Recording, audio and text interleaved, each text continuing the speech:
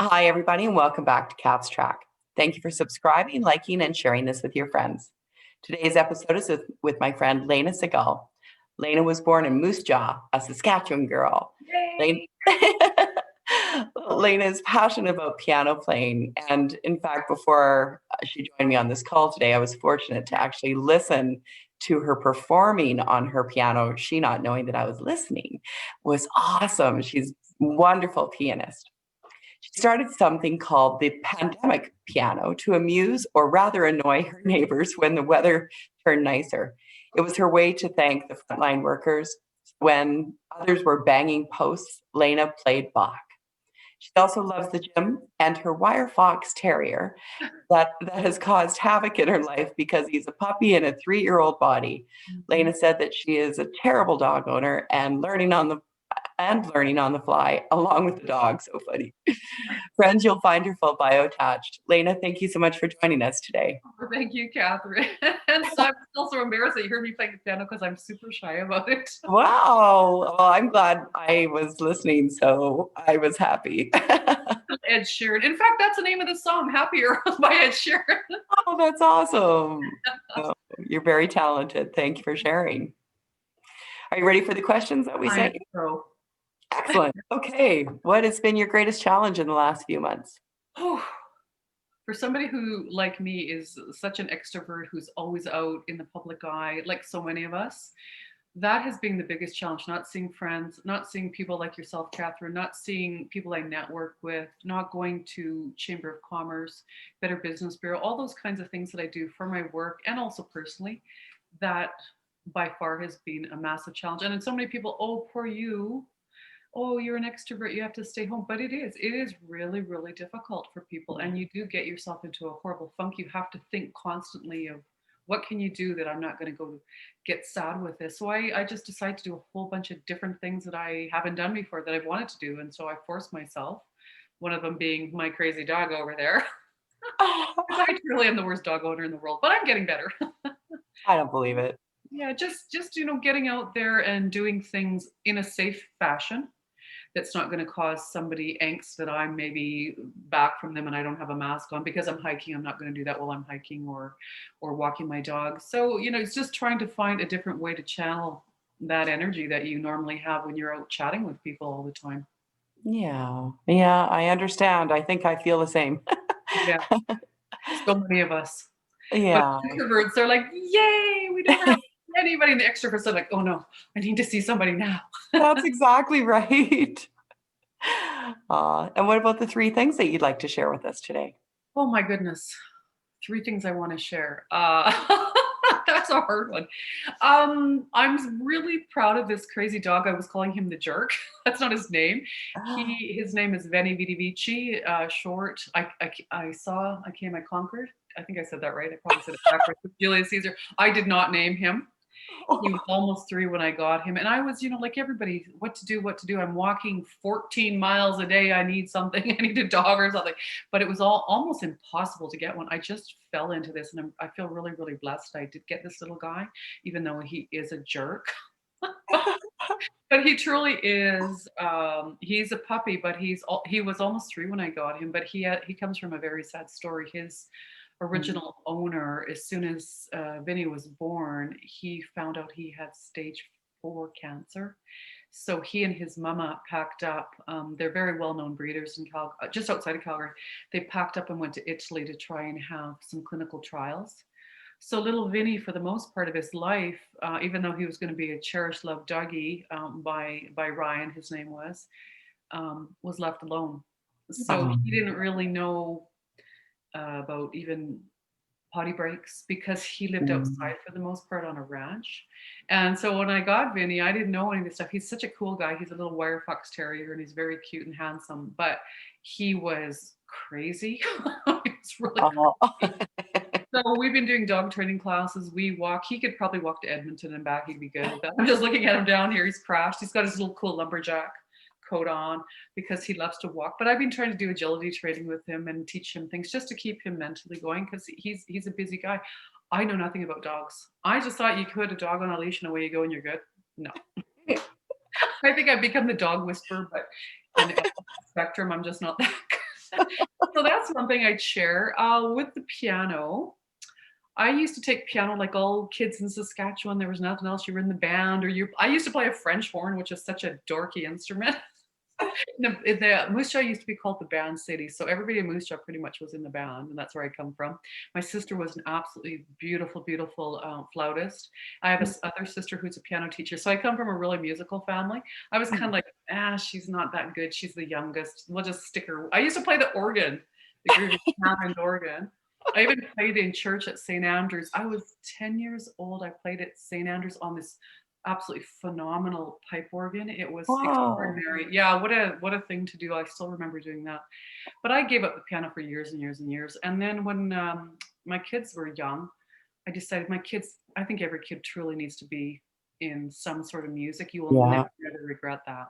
Hmm. So when I got my kids on the piano, I bought this beautiful Young Chang little kind of cream colored piano. It was so gorgeous. And I started taking lessons. So that was quite some time ago. Didn't play again for years, moved all around the world, was traveling. But when my father was diagnosed with dementia, I would go see him in Saskatchewan. And the one thing that I know to be true is people, even though their memory is gone, they know music. They do. Yeah. So I wasn't very good, but I happened to have, there was a piece of music there, and I thought, okay, I'm just going to try this. And this groovy old piano, kind of honky tonk piano. And I sat down and I started to play Home on the Range. The entire staff stopped and all of the residents stopped and they started singing it. Aw. Oh, I got Well, goosebumps. I know, and these are people who probably don't know your names. A lot of people who have dementia, I've learned a lot about it, will hold a baby. They hold a dolly, not a baby, but like a baby doll type thing. And, Yeah. little things like that. There was one gentleman there who was wonderful on the guitar, and he could remember to play the guitar, but he couldn't remember so many things about it. So a little bit later, so everyone was singing, and a little later, this gentleman who played the guitar, his daughter came up to me and she says, "I have to tell you, you made my dad cry." I said, "Why, was I that bad?" And she said, "No, because he knew that song and everybody started singing." And she said, You made them feel so good." So when I came back to Calgary, I thought, I'm going to get a piano for my dad, so when I go back to Saskatchewan, I won't be terrible. And anyways, I played and I practiced and played and practiced, but sadly my dad, I never did get to play because he ended up in hospital and there was no piano. But I always have thought, this is for you, Dad. You had Aw. all these kids, you had all the girls who were the musicians, the boy was the sports guy, and I was a little bit of both, but here I am playing. So every time I play, I think about my dad. Aw. Yeah. So That's yeah, beautiful. and I truly, honestly, Catherine, I really do believe my grandmother had Alzheimer's and my father dementia. And, I don't know. I don't know. They say it maybe isn't genetic. I don't know. I'm not that person. But I think learning and forcing yourself to do an instrument or something along that lines really helps your brain. Sure it does. Yeah. So that's one thing that I believe. That was a very long story. I love it. I love it. And I started doing the pandemic piano because all the neighbors, everybody was out banging the pots and they were hooting and hollering for the frontline workers. Now I work with a lot of frontline workers, so there's many different forms of frontline workers. And where I work, they're definitely frontline. They did a very difficult job. I work at Checker Cap. So I would put on the piano, I'd turn up, it's a digital, so I'd crank it, I'd open my windows, open my doors. I've got a walking path behind, and I would play, and I would hear people clapping or yelling, "Hey, Aw. Beethoven!" Yay. And even the Calgary Co-op honored me. Somebody wrote in about me doing this, and they honored me with a gift certificate, and it was really What? nice. Yeah, I got this nice letter from the Calgary Co-op. They were thanking people in the community who made a difference, and I don't know if they were clapping when I was done or clapping because they because I make a lot of mistakes, but I don't care. I don't care. I just go play. I did it every time I go. I went to Kelowna this summer. They always have the pianos in the parks. I would play that, and yeah. So it's That's just cool. yeah. So And very, very cool of Calgary Co-op.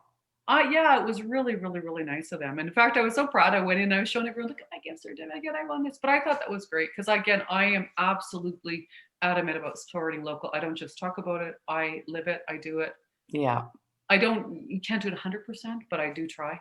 Yeah. I hear Right. you. I really, truly, I try to stay out of the big box stores. I do stay out of them. I want to support the local little coffee shops, the local pubs. You and I know we go into one particular one that he's a wonderful person. Yeah. So I'm all about that. So for Calgary Co-op, I think they do a fantastic job about supporting local, and they do help the community. And I'm not here to plug them. I just happen to shop there.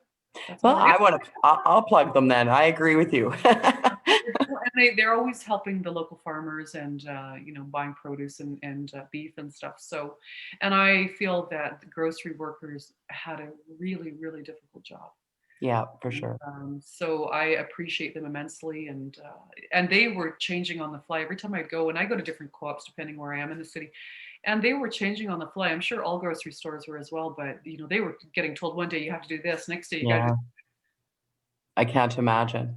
Yeah, and that's the same with our business. We were just constantly bopping around and on the fly trying to figure out what do we do next? How do we keep this going? What do we do? So Yeah, how do we keep safe? How do we keep our customers? How do we keep our drivers safe? How do we keep our staff safe? So yeah. okay, so that's two. Hey, awesome. Third one. What was the question? Just your three things. um, three things. My fabulous friends. Aw. I do get to see them. Last night, just something kind of funny. I hosted a pajama party in my bedroom, which sounds kind of naughty, but it's not. I just had my daughter and I had my friend. She's from Malaysia. She has no family here in Calgary, and she had quite a difficult time. She spent about 3 weeks in hospital, and I kept saying, "I want to come," but because she has no family here. And she just wouldn't let me come, I guess for safety factor. And then my other friend, he's from Egypt. So I said, okay, get over here. We're going to watch Disney movie. So we got Aw. popcorn and tzatziki and baba ganoush, and we had all sorts of funny things. We had some laksa from Malaysia, and we watched Pinocchio. How fun. That movie was done in 1940, I think it said. We Wow. were shocked. I don't know if they've completely renovated it or redid it, but we were all laying in my bedroom watching Pinocchio. That's adorable. So Oh, a memory I probably will never forget. The adults just sitting there, and then the doggy tried to sneak on the bed, which is a big no-no. right. Well, didn't want to miss out. I know he does. Actually, he does watch TV, which I've listened to a million podcasts on dogs and read books, and they say that dogs don't necessarily remember things. I think I disagree with Caesar. I do too. Whisper, I disagree because just watching him and the way he watches television with the head, it's Yeah. hilarious. Yeah, he's quite the little character. He makes us laugh, if nothing. Aw, how nice. He liked Pinocchio too. So you gotta do Catherine to amuse yourself. Yes, well, you're doing a great job. What a Yeah, great attitude. like, not every day, but most. I understand. Yeah, I do I try. get it. There's no point to being miserable because you just make everybody else around you miserable. That's right. It's a choice. Yeah, absolutely. Yeah. Yeah.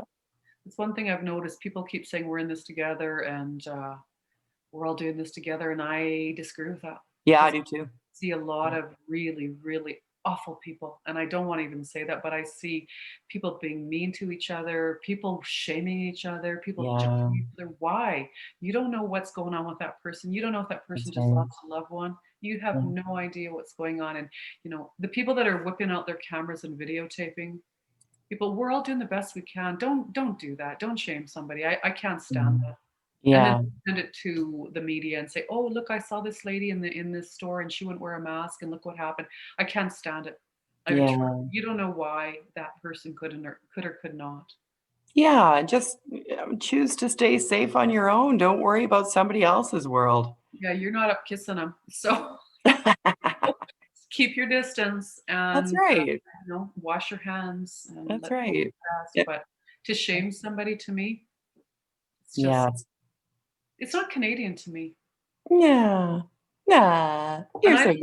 I don't like this business about don't go to British Columbia, don't go to Saskatchewan. We shouldn't do this. We shouldn't do that. We're Canadians. Come on. Oh man. Again, don't need to be up in their face, Yeah. but be respectful and let's help. Let's help BC. Let's help Calgary. Let's help Saskatchewan. We're all Western Canada.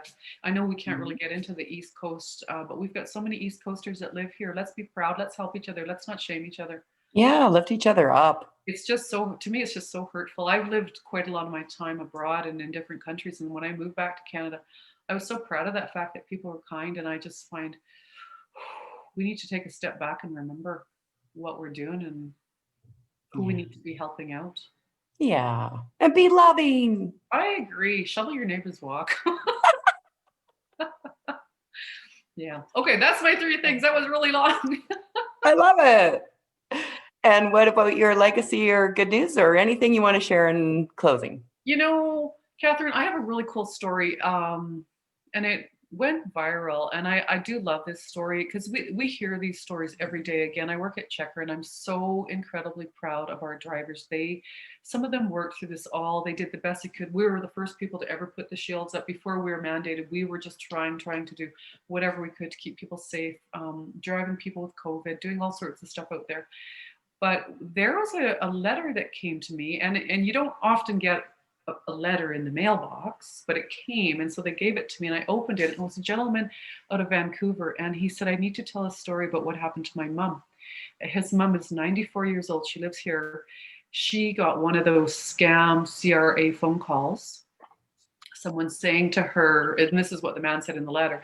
He said, what the person said to the lady on the phone was, "You need to give me $5,000 today, and you need to bring it here, or we're going to have you arrested." Now you're 94 years old.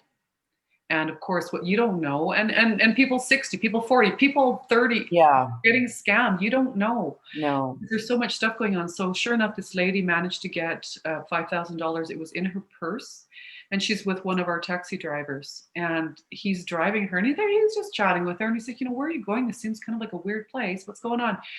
And she told him, and he put the brakes on. He said, "No, no, no, no, we're not doing that. We're not doing that. We're not doing that." And he took her back home. And he said, "Ma'am, you are being scammed." He got her in the house. I only know this through the letter. Now I'm just going to assume her son could very easily be in his 70s. She was 94. He could be 74. Who knows? And he took the time to write us, and he said he doesn't know who the driver was. Well, we put this message out on Facebook. We tried to find the driver. We have 1,400 drivers. I think we've got around 1,200 on the road again. We don't know who it was, Oh but my gosh. what a beautiful person. And he or she, I assume it's a he because we have men and women that both work for Checker that drive. I assume a man. We tried everything to find him. We don't know who he was. And yet I posted it on LinkedIn. I posted on Facebook. I posted Wow. on Instagram trying to find him. And then my boss asked me, says, "We really want to find this driver. We want to just thank him. We want to reward him." I had Global call me, different media stations called because I just thought it was such a great story. And I really put it out on social to have people call their parents, call your neighbors, check in, because we don't know if this is happening. How many people has this happened to? Yeah. Some people wrote back, said, "Oh, well, duh, of course it was a scam." She's 94 years No old. kidding. Let's be nice about these sort of things. So anyway, I wrote him again. I had to physically write him and stick it in the mailbox because I didn't have any other thing, and try and find more information. But we still have not found the driver. But I just thought, what a great story. We have hundreds and hundreds of those stories. We've got stories of drivers. One driver drove a lady to Edmonton. Her mom was very ill in hospital, and she had because we don't have bus services. Right. Drove her to and kept her kind of calm, and she wrote us and said, "What a great driver." And sadly her mom passed away, but she at least got to be there, and she's Aw. just will never forget the driver. And it's just those beautiful stories. It's so difficult to listen to all this negativity over and over, and Yeah. we're being plummeted with the stuff coming out of the US and the negativity and Yeah. just everything going on. When I hear these stories, I want to share them. Yeah. People to have a little bit of positivity instead of, "Oh, well, someone broke in and stole my, bike and stole my husband's truck and stole, that kind of stuff." We're hearing it constantly. And I just think that people need to take a step back and be a little bit kinder to each other. Hmm. Yeah. That's a great message. No, thank you. Now, if I could just do it. Oh, come on. You are always Be so nice on the positive. barefoot. I'll let everybody in and I'll give them the wave. I do teach that to my drivers because when I lived in Texas, when I lived in Dallas, if you gave people the wave, it typically meant you had a gun. Oh. So in Calgary, I make sure I wave at everyone because I drive a little teeny tiny smart car and I wave it, but I don't have a gun, thank God. And I do truly love the wave. It makes my day better to get. Yeah. Right. It's awesome. Yeah. Yeah. Nice. Layna, thank you so much for joining us today. Thank you, Catherine. It's always a pleasure to see you. Always so good to see you. I love our discussions always. And thanks for giving me some goosebumps today. Okay. You have a wonderful weekend. You as well. Okay, bye-bye. Everyone, that was my dear friend Layna. Thank you so much for joining us today. We'll look forward to seeing you next time. Take care.